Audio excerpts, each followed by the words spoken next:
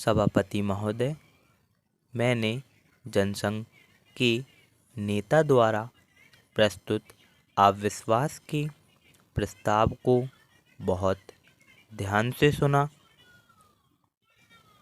उनका भाषण सुनने के बाद मुझे ऐसा प्रतीत हुआ कि उन्होंने अविश्वास के प्रस्ताव की महत्ता की और उसकी आवश्यकता को ठीक प्रकार से नहीं समझा।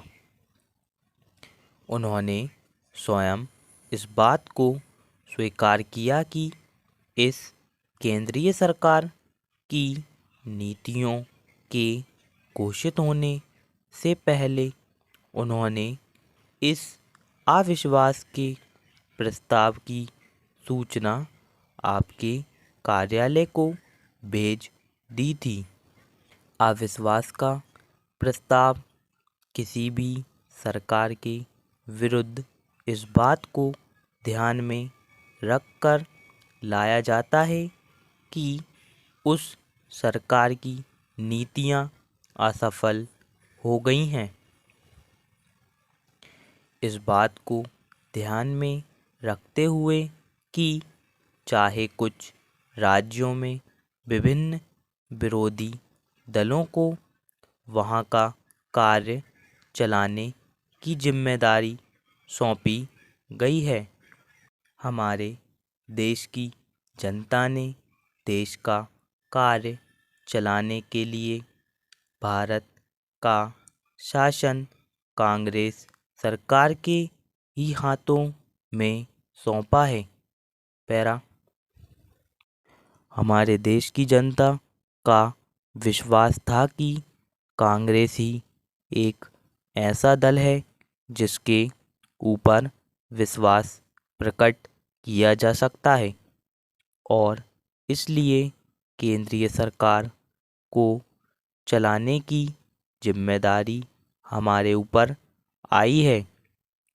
मुझे दुख है कि बिना इस बात का ध्यान रखते हुए कि एक छोटे से मामले को लेकर राजस्थान में राष्ट्रपति का शासन लागू किया और विधानसभा की कार्यवाही को स्थगित कर दिया गया।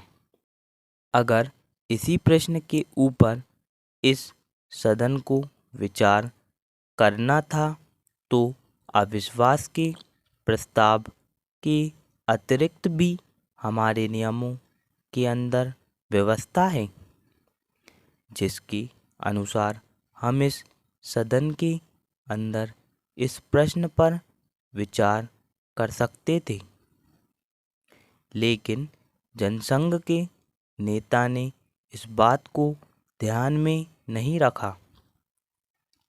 उनका आरोप है कि केंद्रीय सरकार ने राजस्थान के अंदर जिस प्रकार से हस्तक्षेप किया है वह अनुचित है और संविधान की अवहेलना की गई है। जनतांत्रिक भावनाओं का ध्यान नहीं रखा गया है।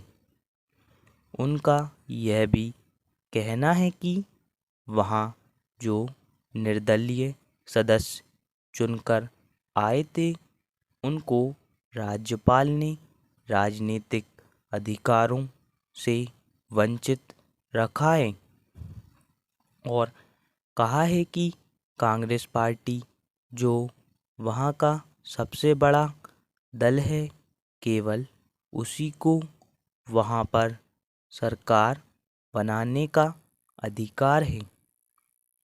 एक तरफ आप यह मापदंड लगाते हैं कि राजस्थान में निर्दलीय सदस्यों की अवहेलना की गई है और दूसरी तरफ आप उत्तर प्रदेश का उदाहरण प्रस्तुत करते हैं। स्टॉप।